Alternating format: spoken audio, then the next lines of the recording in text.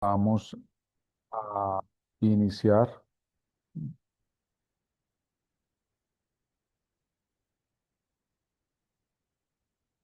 nuestro tema de la tributación territorial en Colombia. En primer lugar, como les decía entonces, lo que tiene que ver con los fundamentos y los principios constitucionales y legales de la tributación en Colombia.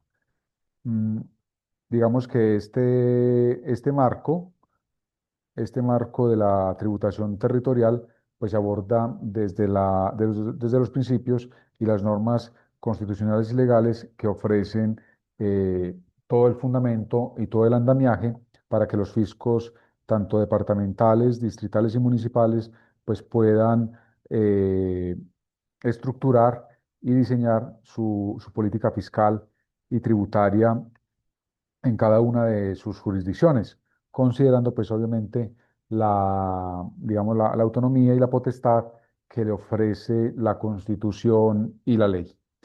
Digamos que un primer elemento entonces que encaja en este tema de la tributación territorial, pues es entender el hecho de que Colombia sea una república unitaria, que es lo que aparece por allá en el artículo primero de la Constitución Política, una república unitaria con descentralización y autonomía de sus entidades territoriales.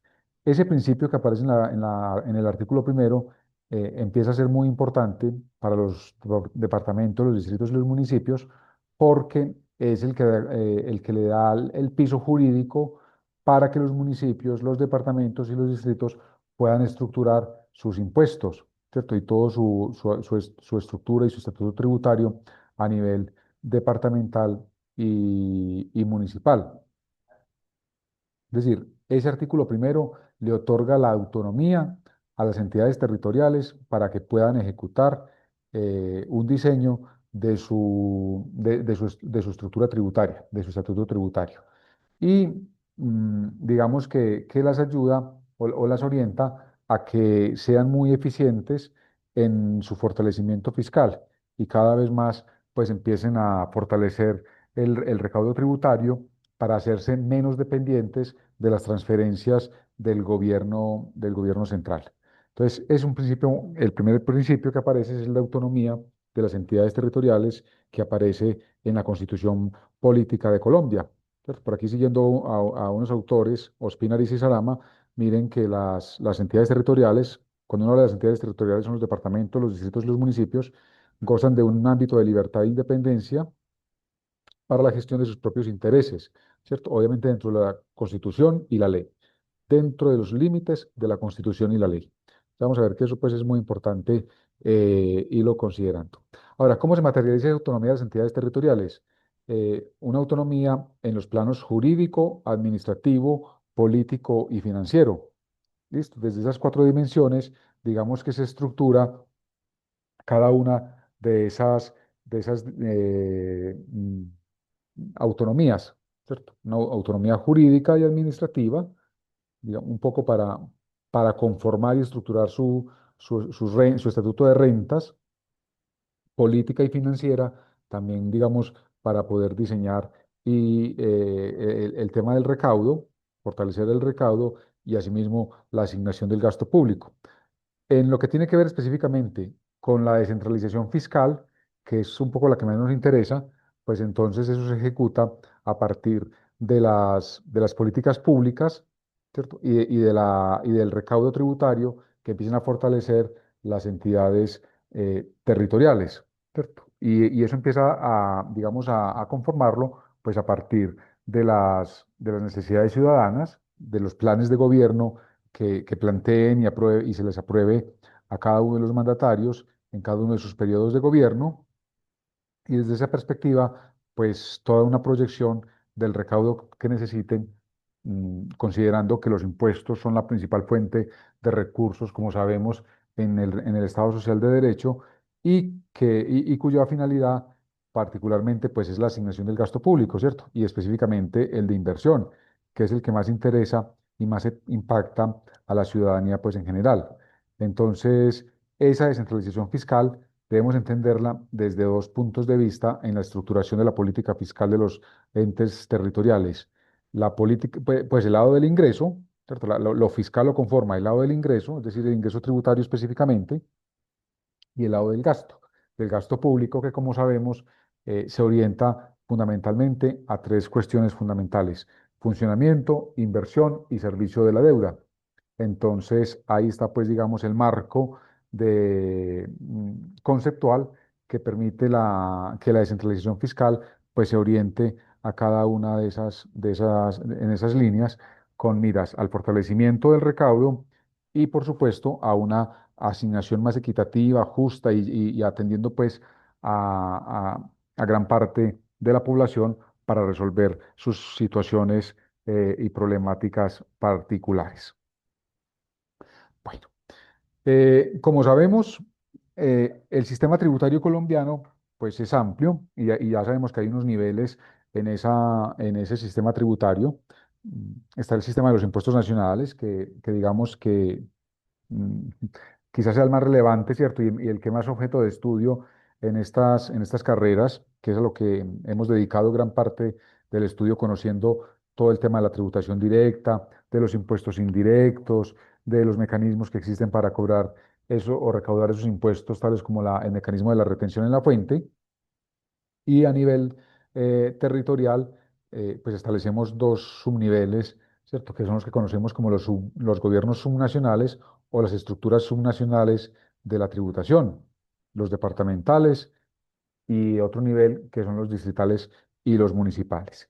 Dentro de cada uno de esas esferas de la tributación, de los sistemas impositivos, pues existen elementos, existen impuestos, por supuesto, y la definición que por ley debe hacerse de cada uno de los elementos estructurales, de los hechos generadores, de la obligación tributaria como tal, de las bases gravables, de los sujetos pasivos, de las tarifas, de las exclusiones y las exenciones específicamente, ¿cierto? Entonces digamos que son un nivel nacional y unos niveles subnacionales, un nivel departamental y un nivel distrital y municipal. ¿Cierto? Distrital porque sabemos que también nuestra Constitución pues contempla unas figuras de distritos en nuestros esquemas organizativos eh, territorial. Entonces está el distrito capital, que es Bogotá, pero hay otros distritos, ¿cierto? Distritos turísticos, como el caso de Cartagena o Santa Marta, o los distritos portuarios, como el caso de Barranquilla, bueno, y el Distrito de Ciencia, Tecnología e Innovación como es Medellín. En fin, nuestra Constitución permite esa configuración y por eso hablamos también de los distritos, que para efectos prácticos y de tributación, el distrito se equipara o va a ser pues muy similar en su estructura, conformación y ordenamientos a los municipios, distritos y municipios, y por eso aparecen pues aquí en la diapositiva en el mismo nivel.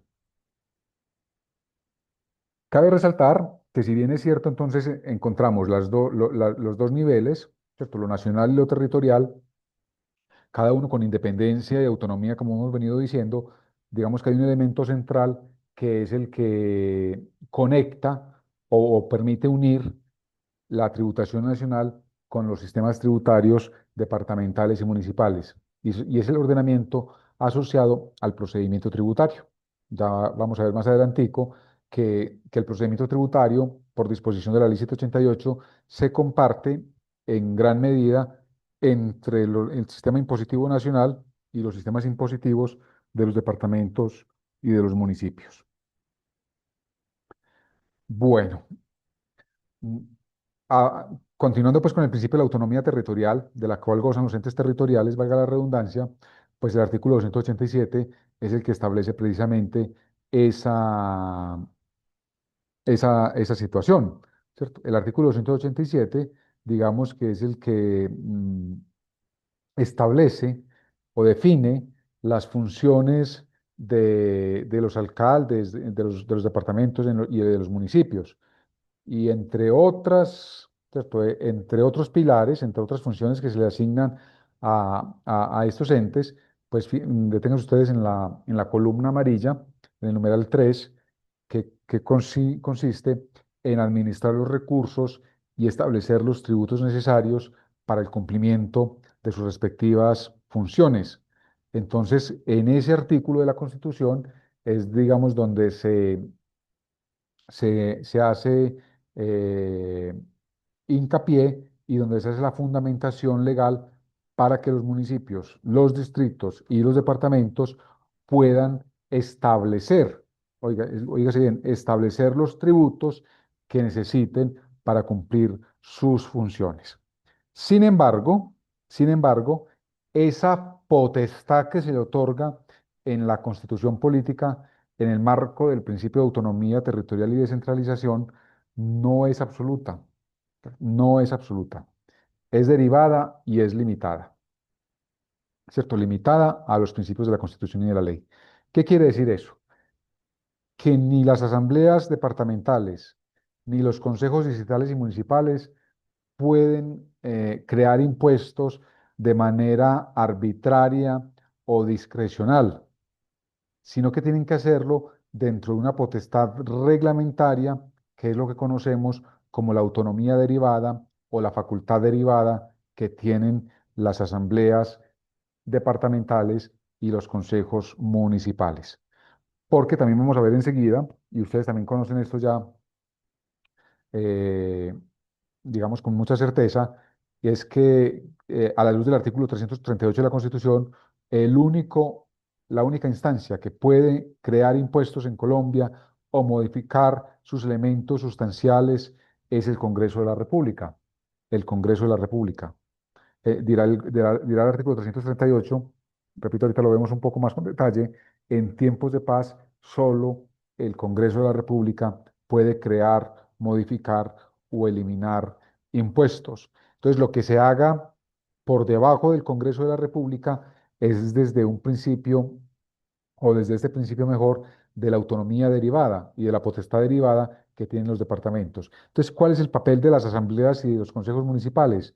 Reglamentar, ¿cierto? Estructurar sus estatutos de rentas en cada una de sus jurisdicciones de acuerdo con los lineamientos, de acuerdo con los techos o los topes o el marco normativo que profiera el Congreso de la República. ¿Listo? Por eso decimos entonces que es una facultad derivada, porque tienen que someterse a los lineamientos y al marco jurídico que establezca o que defina el Congreso de la República. Y dentro de ese marco legislativo es que las asambleas y los consejos van a estructurar y a definir sus estatutos de rentas departamentales y municipales. Esto es lo que les estaba diciendo, ¿cierto? En tiempos de paz, dirá el artículo 338 de la Constitución, solo el Congreso de la República puede crear impuestos. Lo que sigue para las asambleas y los consejos es una potestad de regulación de los impuestos que habilite el Congreso de la República.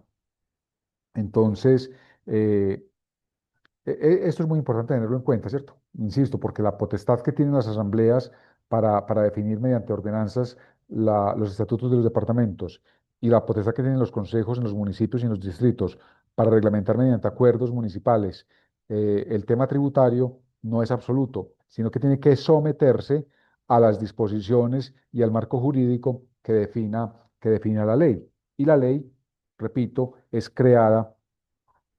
proferida por el Congreso de la República. Entonces, lo que hacen las asambleas y los consejos municipales, insisto, es reglamentar en lo local cada uno de los tributos que competen a su, digamos, a su jurisdicción, ¿cierto? A su imperio en cada uno de sus territorios, departamento, distrito o municipio. Eh, de tal manera entonces que vamos a identificar dos facultades en el poder soberano que se desarrolla o se expresa en la autonomía fiscal que se identifica a nivel territorial. Hay una facultad originaria, que son conceptos o categorías pues, que resulta importante considerarlas, y una facultad derivada. La facultad originaria, repetimos, es solo del Congreso de la República, que es donde nace, se establecen los elementos y el marco jurídico de cada uno de los elementos estructurales de los impuestos, y por otro lado, la facultad derivada, que es la que van a tener en el marco de la autonomía fiscal y la descentralización, las asambleas y los consejos para adoptar y reglamentar en lo local esos impuestos que por ley se les permite. Bueno, digamos, hasta ahí estamos claros en la terminología y en la concepción. ¿O alguna pregunta, algún comentario? Hasta el momento no, profe, gracias. Muy bien, a ustedes gracias. Eh, entonces ya también, digamos que en amparo del artículo 338 de la Constitución, entonces esa autonomía, ahí me quedó anatomía, perdón, esa autonomía de la obligación tributaria que tienen los, las asambleas y los consejos les debe llevar a definir de manera clara y expresa cada uno de los elementos estructurales de la obligación tributaria en cada uno de los impuestos. Y aquí aparece, pues, así como de manera muy sucinta, muy resumida, digamos, los principales elementos estructurales de la obligación tributaria en cada uno de los impuestos. Lo que quiero decir es que las ordenanzas departamentales y los consejos distritales y municipales deben reglamentar de manera expresa cada uno de estos elementos estructurales en el marco de la ley, ¿cierto? En el marco de la ley y por supuesto en el marco de la Constitución.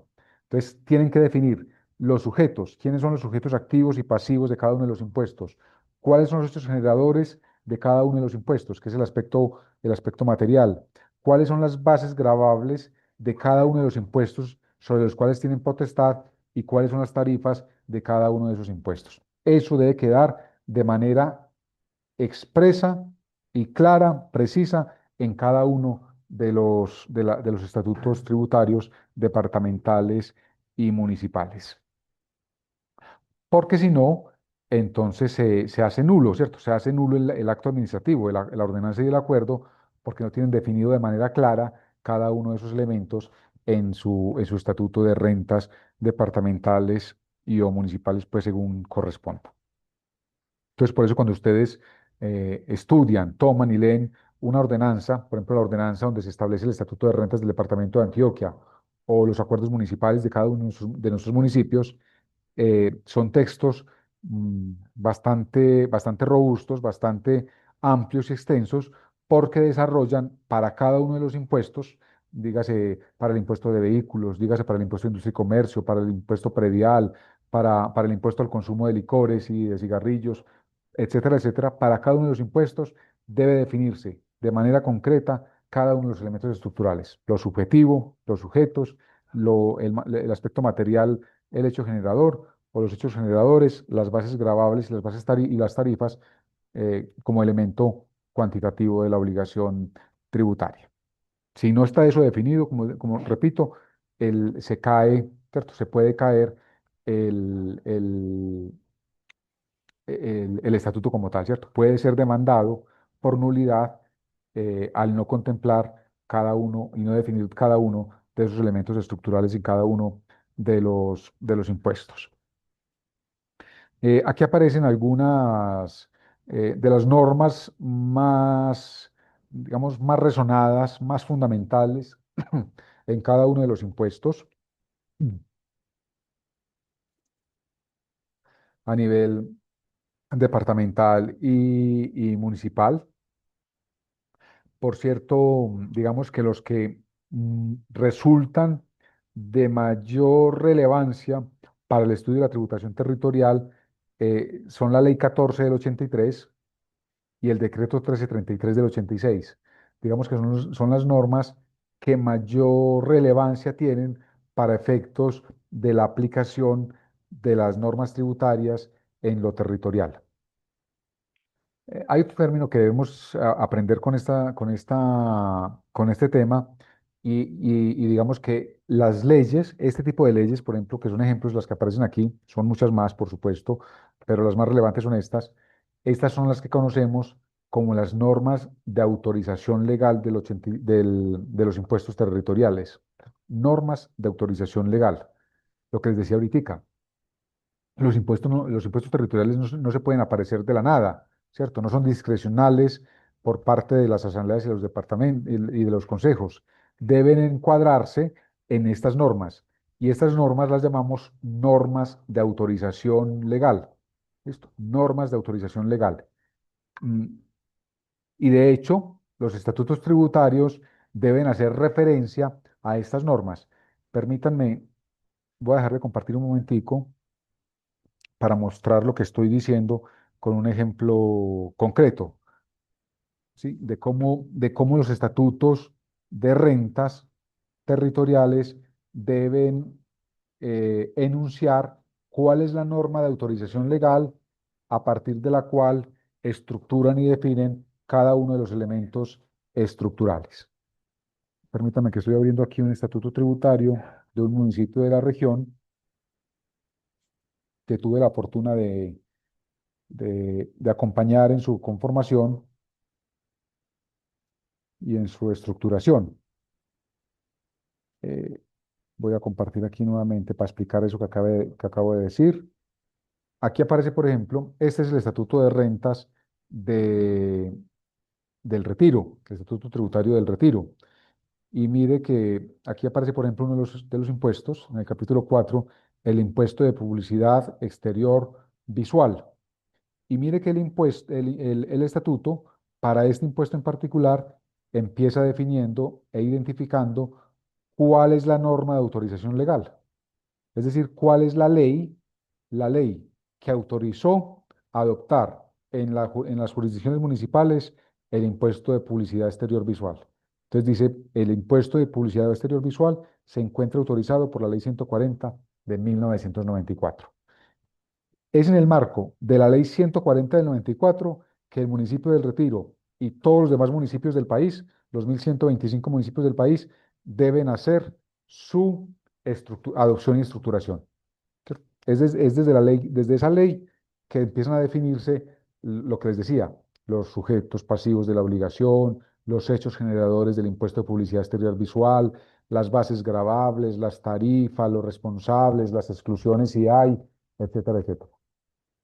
Lo mismo para los demás impuestos. Yo por aquí me voy a devolver un poquitico al impuesto de industria y comercio para mostrar exactamente lo mismo.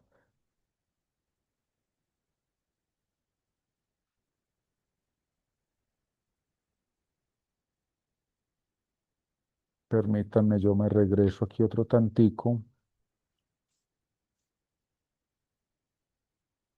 Aquí está el impuesto de industria y comercio, que conforma el capítulo 2 del Estatuto Tributario del Retiro.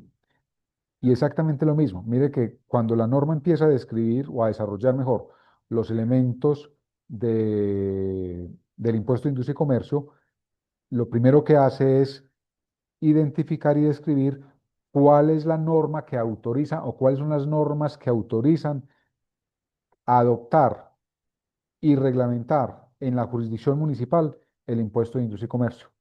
Entonces dice, el impuesto de industria y comercio, acá hace referencia al presente acuerdo, se encuentra autorizado por la Ley 14 del 83, el Decreto 1333 del 86, la Ley 49 de 1990, 383 del 97, 1430 de 2010, 1607 de 2012, 1609 de 2016, etcétera, etcétera, Decreto 1091 de 2020. Y después de eso, ahí sí, empieza a desarrollar cada uno de los elementos estructurales. El sujeto activo, el sujeto pasivo, el hecho generador, base gravable, tarifa, los tipos de actividades que están sometidas, etcétera, etcétera. Lo mismo va a hacer la ordenanza de, de los departamentos, ¿cierto? Las ordenanzas en los departamentos van a ser exactamente la misma situación. Previo a definir cada uno de los elementos estructurales, van a identificar y van a describir cuál es la norma que autoriza crear esos impuestos departamentales y reglamentarlos en la jurisdicción del departamento, ¿cierto? De cada uno de los departamentos. Eh, Voy a ver si soy capaz, si me abre aquí, que esas ordenanzas son un poco pesadas. Entonces no sé si me carga, que voy a intentarlo para mostrarles pues también. Si no, creo que va quedando pues claro cómo es el asunto de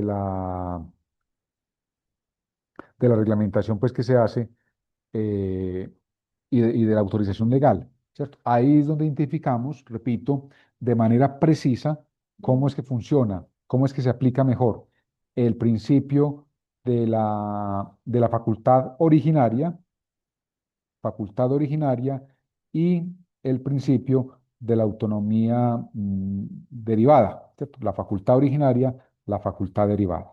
La facultad originaria en el Congreso de la República, la facultad derivada en en las asambleas y en los acuerdos y en los consejos distritales y municipales. Por aquí eh, por aquí logré abrir la ordenanza anterior del departamento de Antioquia, ¿cierto? Por ejemplo, aquí empieza en el libro segundo de la ordenanza anterior, empieza a desarrollarse los elementos del impuesto al consumo. Y entonces, igual, mire que lo que pasa, igual que pasa en en los municipios, los departamentos también arrancan identificando la norma de autorización legal, de dónde se mm, adopta, ¿cierto? Y se reglamenta los elementos de los impuestos. Entonces, por ejemplo, en el caso del impuesto al consumo de licores, vinos, aperitivos y similares, su autorización legal está en, en las leyes 223 del 95, 788 de 2002, 1393 de 2010 y 1819 de 2016. Bueno, y eso entonces, repito, para que identifiquemos y le demos repliegue y resalte al tema de de la autonomía originaria y derivada. Bueno, voy a volver aquí a la presentación. Eh, Seguimos entonces con la fundamentación constitucional y legal. Como sabemos, también el artículo 363 entonces contempla parte o algunos de los principios rectores de los sistemas impositivos. Específicamente habla de cuatro principios: el principio de equidad, de eficiencia, de progresividad y de no retroactividad. Por eso, al igual que en en los impuestos nacionales, los impuestos territoriales también operan bajo el principio de periodo y por eso empiezan a entrar en vigencia y en aplicación a partir del periodo fiscal siguiente al cual se promulgue y se establezca la modificación tributaria que se efectúe en cada uno de los impuestos. Como bien sabemos, los impuestos no aplican de manera retroactiva, ¿cierto? Sino a partir del periodo siguiente a aquel en el cual se modifique. Entonces, así cada uno de los elementos o de los principios mejor que orientan el sistema impositivo también a nivel territorial, para decir que a nivel de los departamentos, de los distritos y los municipios, pues también debe procurarse la equidad en la distribución de la carga, la optimización y la economía del recaudo y la progresividad y la consulta de la capacidad contributiva de los contribuyentes para establecer los impuestos. Mm, Miren que otro ejercicio práctico que podemos identificar en la actualidad es esta actualización que están haciendo muchos municipios. Ustedes han escuchado seguramente eso, todo el tema de de la actualización catastral con base en la metodología multipropósito, en el catastro multipropósito, que precisamente tiende a esto, a la progresividad, ¿cierto? A asegurar o a promover que, que los contribuyentes paguen el impuesto predial de acuerdo con su capacidad económica y contributiva. De hecho, digamos que a nivel de los municipios y los distritos, el impuesto predial es el que se reconoce como un impuesto directo y el impuesto con mayor incidencia o impacto en el tema de redistribución de la renta y de la riqueza. Entonces, por eso es tan importante para los municipios, como digo, en este ejercicio actual que están desarrollando. Por aquí nos encontramos con otro principio constitucional, otro concepto constitucional en términos de la potestad para gravar la propiedad inmueble, la propiedad inmueble. Y esto es una norma constitucional que dice que solo los municipios y solo los distritos pueden gravar la propiedad inmueble, ¿cierto? Inmueble. Por eso ni la nación ni los departamentos gravan la posesión o la propiedad de bienes inmuebles. Solamente lo hacen los municipios y los distritos con el famoso impuesto predial al que también me acabo de referir. Esto es una excepción que tiene la norma constitucional. Repito, por eso solo los municipios y los distritos son quienes tienen la potestad de gravar la propiedad raíz. Los desarrollos constitucionales y legales recientes han dado la posibilidad tanto a los municipios, a los departamentos y ahora a la nación a que puedan establecer contribuciones por valorización, que como bien sabemos, las contribuciones por valorización son un tipo de tributo que permiten que, las entidades del Estado puedan cobrar algunas sumas por intervenciones y mejoramiento. Entonces, en desarrollo, pues, por ejemplo, de una obra de infraestructura que implique en una valorización de los predios. Entonces, por eso es que cuando se construyen nuevas vías, por ejemplo, o pavimentan una vía que da acceso a algunos predios, decimos, esos predios se valorizan por esa pavimentación de esa vía o por esa nueva vía que construyeron. Y entonces, para financiar esa ampliación de la vía o esa pavimentación de la vía, el Estado, los municipios, el departamento o la nación pueden aplicar la valorización y cobrar valorización a los contribuyentes que se beneficien con la obra, a los propietarios y poseedores de los predios aledaños que se beneficien con esas obras de pavimentación o de construcción de nuevas vías. Pero lo que es la sujeción pasiva en términos de la propiedad como tal, solamente es para los municipios. Eh, eso que les acaba de decir aparece también en el artículo 294, en los cuales tampoco se pueden conceder exenciones por parte de la nación, ¿cierto? Por parte de la nación. Esa facultad solamente la tiene como un escudo de protección de la tributación territorial y municipal específicamente los municipios, ¿cierto? Los municipios. No, la nación no puede ni gravar ni conceder exenciones, perdón, sobre la propiedad raíz. Esos escudos de protección que se identifican así, que tienen los municipios, aparecen entonces, repito, en los artículos 294 y por aquí aparece pues el otro, el artículo 362. ¿Cuándo es la única situación, así muy extrema, digamos, eh, en las cuales la nación podría gravar o participar en el impuesto predial? Solamente, como aparece por aquí abajito, en el estado de guerra exterior, ¿cierto? Que recuerden que es un estado de excepción que nos contempla la Constitución junto con los otros estados de excepción, guerra exterior. Si el país llegara a enfrentar una excepción de estas, un estado de excepción de guerra exterior, entonces podría acceder a los recursos del impuesto predial. Bueno, resulta que la Constitución también otorga un régimen especial a Bogotá. Bogotá es el único municipio del país, en este caso distrito, que tiene un régimen especial propio. Todos los municipios del país se apegan a lo que yo he venido diciendo y a las normas de autorización de las que he venido hablando y a la configuración de sus sistemas impositivos con base en lo que he venido diciendo, que son unas normas uniformes, digamos, unos marcos jurídicos iguales que deben tener en cuenta o desde los cuales se fundamentan pues los municipios de todo el país. Bogotá tiene un régimen especial por ser la capital.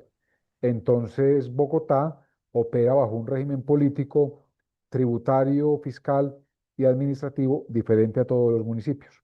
Eso lo permite, repito, lo autoriza la Constitución y lo autoriza por ser la capital. Entonces, por eso es que Bogotá tiene, digamos, unas normas muy diferentes al resto de los municipios del país. Por mencionarle solo uno, el predial. El predial. ¿Quién me dice cómo se cobra el predial en los municipios de Colombia? Por ejemplo, ustedes que conozcan en sus casas, en sus hogares o en sus familias, ¿cómo se paga el impuesto predial? ¿Cada cuánto y bajo de qué manera? Profe, eso no, pues no sé si estoy equivocada, no se paga cada año y se estipula como en base ay, se me fue la palabra, el avalúo catastral del bien. ¿Correcto? Y Muy entonces, bien, ¿cómo lo Sara. presento? Sí, muy bien, así es. ¿Y el municipio cómo hace el cobro del predial? ¿Qué envía?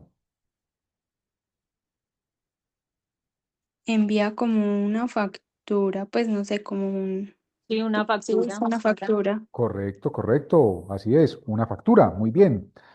El impuesto predial es de facturación. Entonces, como bien nos explicó Sara, el impuesto predial se cobra, se establece cada año con base en el avalúo catastral de la propiedad, que es lo que se está actualizando estos días con el avalúo, con el catastro multipropósito. Y lo que hace el municipio es establecer el valor del impuesto con base en ese valor catastral, repito, y manda la factura al contribuyente. Entonces llega la factura a la casa, ¿cierto? O como sabemos, pues en algunas ocasiones se dan unos descuentos. Entonces los papás o los familiares van a la Secretaría de Hacienda a reclamar la factura para pagar el impuesto y acceder al descuento. Pero mire que es por facturación. ¿Cierto? En Bogotá, el impuesto predial se declara, ¿cierto? Entonces los contribuyentes pueden hacer declaraciones del impuesto predial, ¿cierto? Con base en sus ordenamientos. Ese es uno de los aspectos, simplemente por llamar la atención y por decir que Bogotá es diferente al resto de los municipios del país, ¿cierto? Del país. Y específicamente el decreto 1421 del 93 le establece pues de manera reglamentaria ese régimen especial a Bogotá, perdón. Entonces, para que lo tengamos en cuenta, Bogotá por ser el distrito capital tiene un régimen tributario especial que le permite establecer algunas particularidades y algunas diferenciaciones con base en en sus disposiciones específicas, ¿cierto? Todos los municipios del país se rigen por unas normas generales y con base en esas normas adoptan y reglamentan sus impuestos. Bogotá lo hace de manera independiente y diferente. Esta cosa que estoy diciendo aquí, en esta diapositiva, es muy importante.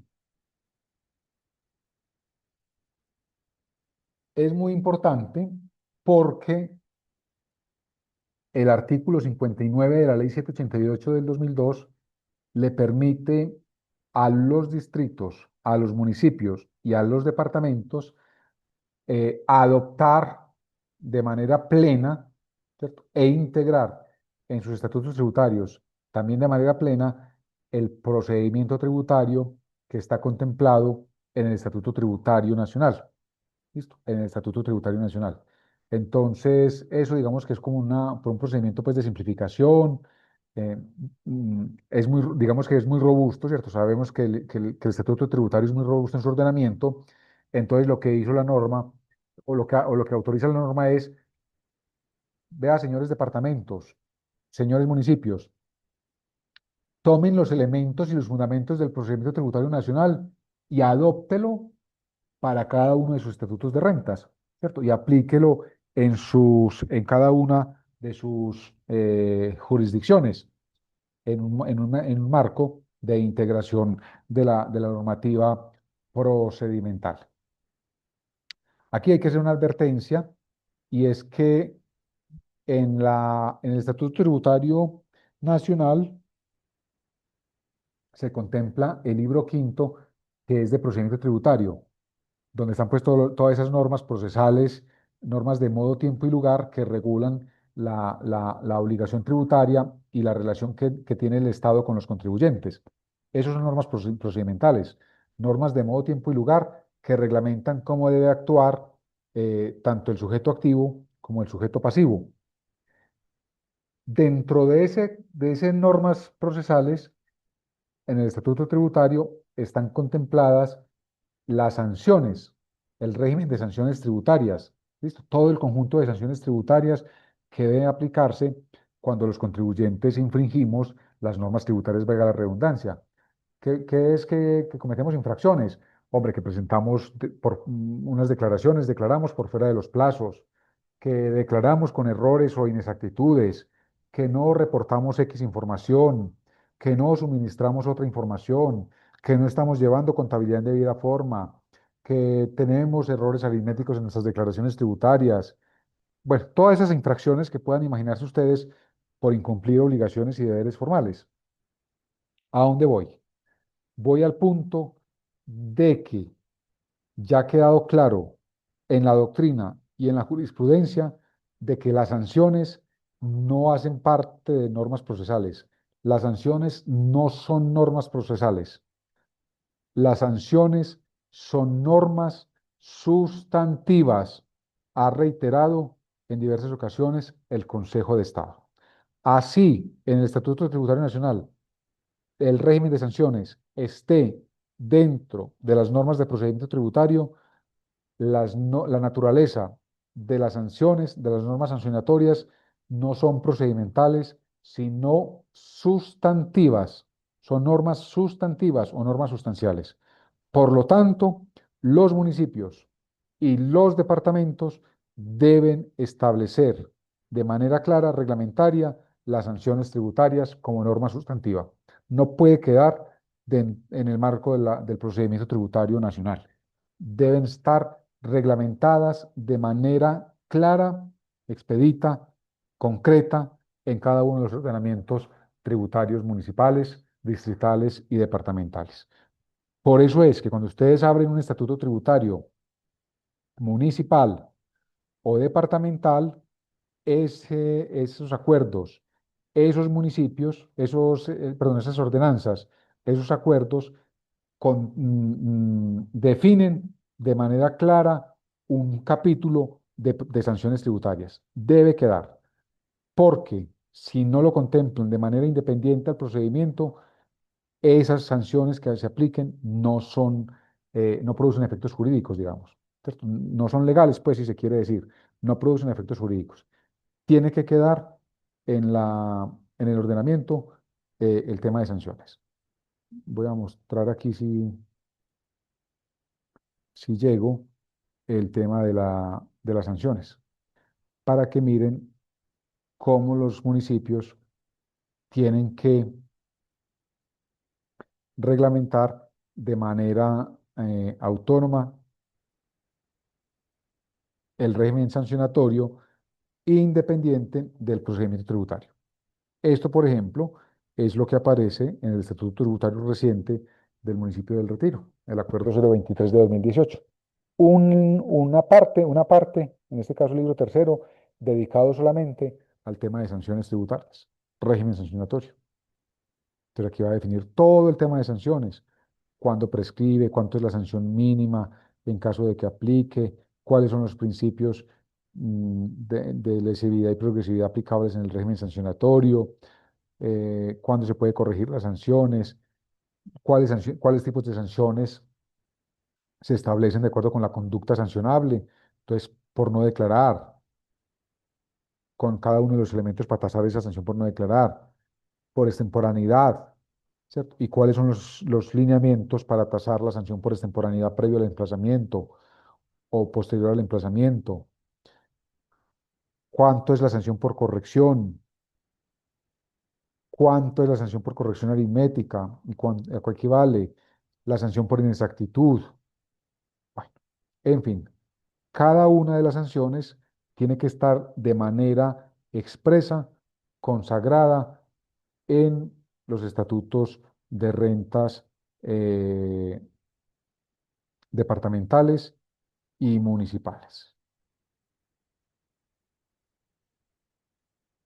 Para lo demás, para las demás normas de procedimiento, como el tema de la discusión, de los recursos, de las liquidaciones oficiales, de los mecanismos de defensa, de los procesos de fiscalización, lo que hacen los municipios es una adopción, ¿cierto? O una adaptación de las normas procedimentales que tiene que contempla el estatuto tributario del orden nacional, para definir, por ejemplo, cómo es el tema de devoluciones, ¿cierto? Cuando tenemos devoluciones, cuando tenemos, perdón, saldos a favor en los impuestos departamentales o municipales, para hacer el proceso de determinación oficial del impuesto a través de liquidaciones oficiales e imposición de sanciones, para discutir los actos de las secretarías de Hacienda en la etapa de recursos y mecanismos de defensa que tiene el contribuyente, para los procesos de cobro administrativo, el mandamiento de pago y todas esas cosas, que son temas que ustedes van a ver posteriormente, o que vamos a ver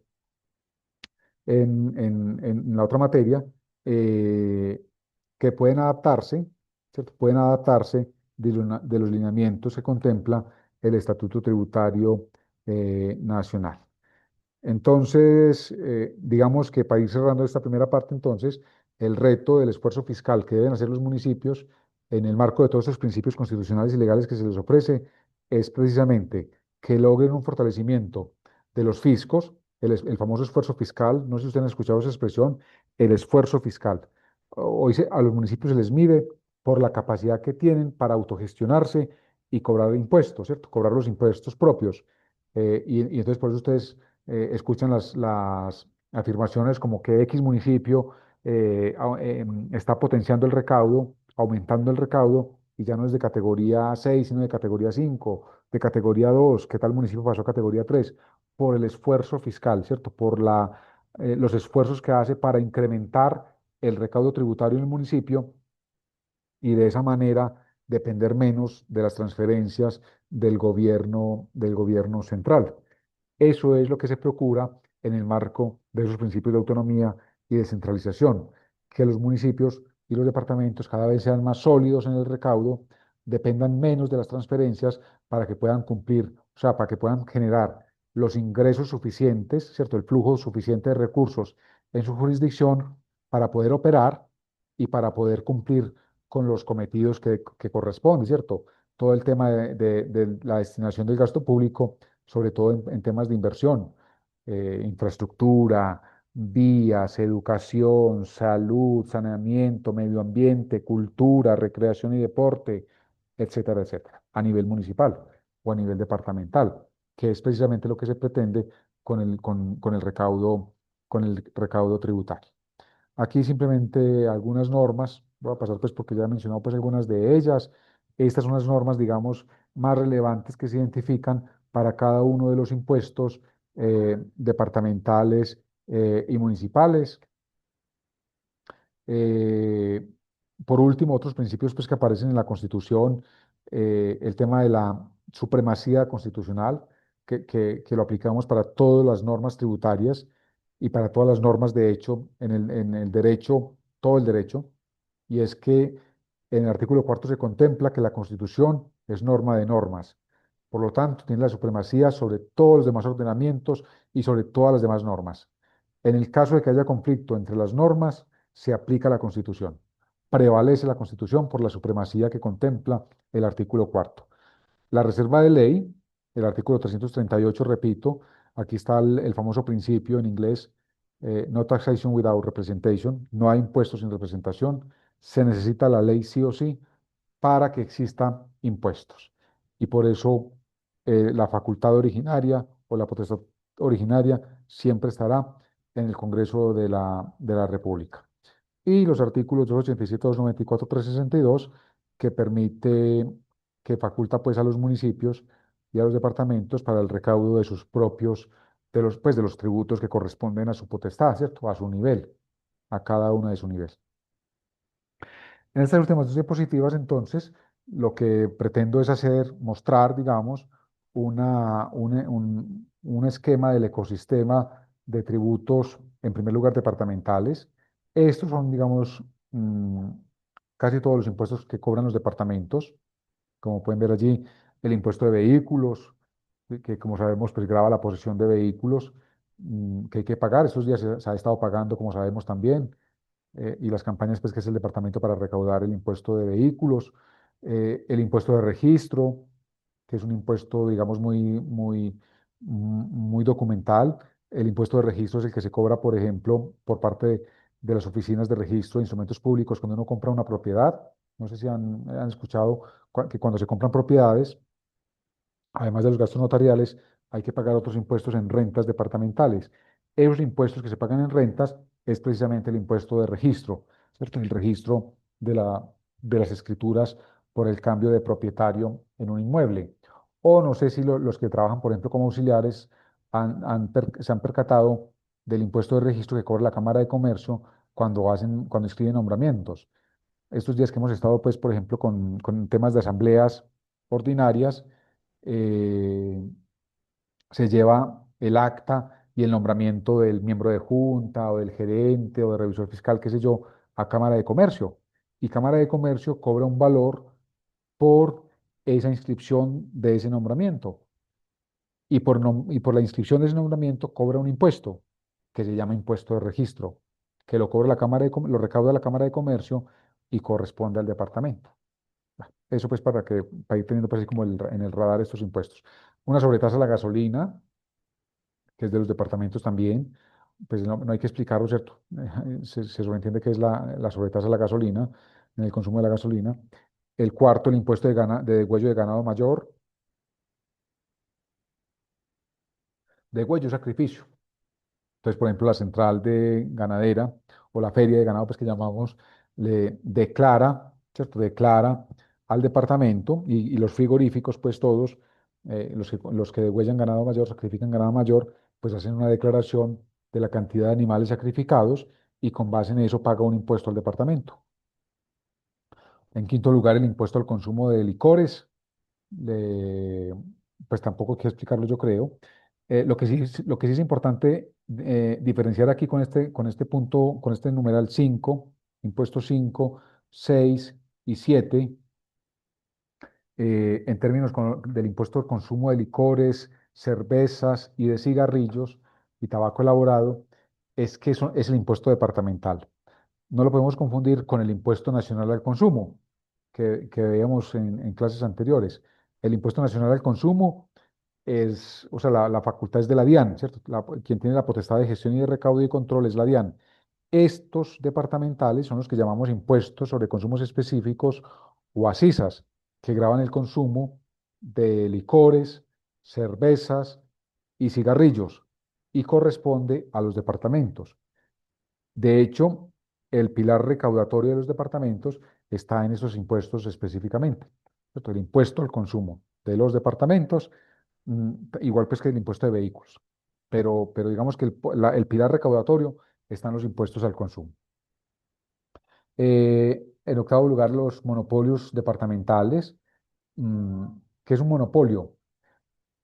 Un monopolio, como sabemos, es una renta, una empresa que digamos que es única, ¿cierto? Y se encarga de la explotación de una actividad en particular.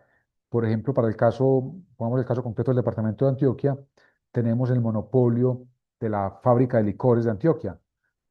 Es la única empresa autorizada para producir licor, los licores pues, que produce. Miren que ninguna otra empresa produce aguardiente, ¿cierto? O los licores pues, que se producen en la fábrica de licores. Eso se llama el monopolio. Y el estatuto de rentas pues contempla y otorga esa facultad monopolística al departamento de Antioquia y a las empresas pues que se creen de nivel departamental. El impuesto de loterías, obviamente lo que grava pues es la venta de loterías y también los premios que se obtiene por parte de los ganadores. Y por último, todo un conjunto de estampillas consideradas pues tributos que se derivan de la suscripción de contratos o convenios con el departamento. Entonces, ¿y cuál es la finalidad de las estampillas? Pues promover el desarrollo, incentivar el desarrollo de algunas instituciones, ¿cierto? Y de algunas actividades o sectores a las que van esos recursos de las estampillas. Entonces, las estampillas se cobran a través de la retención en la fuente por parte de las entidades públicas, ¿cierto? De las entidades de derecho público, se declaran al departamento esos recursos como una especie de retención y el municipio lo que hace es impulsar y desarrollar con ellos, perdón, pues el objeto del que son objeto de recaudo, ¿cierto? Entonces, por ejemplo, la estampilla por hospitales públicos van a fortalecer los hospitales, ¿cierto? Y el sector salud. La estampilla pro Universidad de Antioquia, pues va destinada a la Universidad de Antioquia. O la estampilla del Politécnico Jaime Sasa Cadavid, pues ya sabemos a dónde va, ¿cierto? La estampilla eh, mm, pro Universidad Digital de Antioquia, para fortalecer la Universidad Digital. La estampilla pro Desarrollo, pro Desarrollo de Antioquia. La estampilla pro Institución Universitaria de Envigado, la estampilla pro bienestar del adulto mayor. Va a fortalecer todo el tema de atención de la población adulta y vulnerable. Bueno, y así pues las diversas estampillas. Básicamente ahí están, creo, las estampillas que existen a nivel departamental. A nivel de los municipios, entonces, pues tenemos también varios impuestos que conforman cada uno de los ecosistemas tributarios de los municipios y de los distritos. Entonces, un primer bloque de impuestos municipales y distritales son los que gravan la propiedad, ¿cierto? La propiedad. Por ejemplo, el predial unificado, que es el más importante para los municipios. Allí es donde es un impuesto directo sobre el cual se afinca gran parte del recaudo tributario de los municipios. Ya lo otro es los impuestos de alineación urbana. Esa delineación urbana es el impuesto que pagamos cuando solicitamos una licencia de construcción, ¿cierto? Entonces, por ejemplo, tenemos un predio un lote o cualquier cosa y queremos construir en él. Para hacerlo tenemos que pedir una licencia, ¿cierto? Una autorización en la Secretaría de Hacienda perdón, y de Planeación más bien municipal. Y Planeación pues nos otorga la licencia o la curaduría para construir. Y dentro de lo que nos cobra para construir está el impuesto de alineación urbana. Listo. También está la contribución por valoración, como les decía ahorita, o la participación en plusvalía, que también se paga pues por el aumento que tienen los predios y las propiedades en la jurisdicción. Otros impuestos son los que recaen sobre actividades económicas. Aquí aparece, por ejemplo, el impuesto de industria y comercio y de avisos y tableros, que junto con predial son los que conforman. Ya el predial directo, el impuesto de industria y comercio, lo reconocemos como un impuesto indirecto del orden distrital y municipal. Y digamos que ahí también se afianza el recaudo municipal. Digamos que es el segundo impuesto de importancia en los municipios. El impuesto a avisos y tableros, pues que grava la colocación de avisos y tableros, de avisos pues del negocio, en el negocio, valga la redundancia. El impuesto de espectáculos públicos, que es lo que se cobra por boletas de entrada a espectáculos deportivos, recreativos, culturales. Listo, por ejemplo, el tema de circos, para ponerlo en caso concreto. Algunos impuestos sobre rifas, juegos de suerte y azar, impuesto de huello de ganado menor, que sería, por ejemplo, el tema de los porcinos. En tercer lugar, algunos impuestos sobre servicios, allí aparece el alumbrado público, el impuesto de teléfono, la sobretasa bomberil, la participación en la sobretasa de la gasolina, el impuesto del transporte de hidrocarburos, que son impuestos pues, que se cobran a nivel de los municipios. ¿Cierto? Y otros impuestos, por ejemplo, la participación en el impuesto de los vehículos que cobran los departamentos. Una parte de ese impuesto que se cobra por los vehículos, pues el 20% específicamente va a los municipios, ¿cierto? Al municipio que declare el propietario reside. No sé si ustedes han hecho declaraciones o les ha tocado pues los que tengan vehículos o cuando pagan el impuesto que él pregunta la dirección, ¿cierto? Y la dirección del propietario del vehículo y el municipio pues donde está circulando el municipio. Eso es para que el departamento sepa en qué municipio tiene el carro X persona y, y pueda destinar o pueda dirigir el 20% del impuesto de vehículos hacia ese municipio. Y por último, las estampillas municipales, que también el propósito de esas estampillas, como igual que en el departamento, pues es eh, fortalecer ciertos sectores o ciertas actividades en los municipios. Entonces, la estampilla pro cultura, la tasa pro deporte, la estampilla pro centro de bienestar del anciano, la estampilla pro justicia y fortalecimiento familiar, y así pues sucesivamente cada una de las estampillas que se les permite a los municipios, cuyo propósito es fortalecer, repito, esas actividades específicas en cada uno de sus municipios. Muy bien. Esto entonces, la primera parte que quería compartir con ustedes respecto de eh, estos principios constitucionales y legales de los municipios, de los tributos territoriales, perdón. Les pediría entonces que